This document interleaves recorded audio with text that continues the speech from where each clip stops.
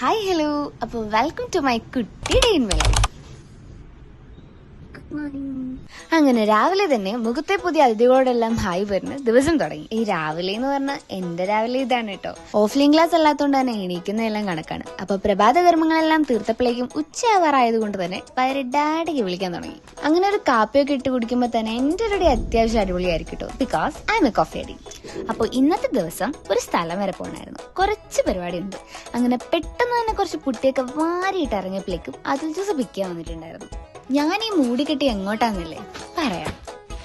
വേണ്ട, കുറച്ച് നാളായിട്ട് ഞാൻ ചെറിയ പ്രൊമോഷൻ വീഡിയോസും ആഡും ഒക്കെ ചെയ്യുന്നുണ്ടായിരുന്നു.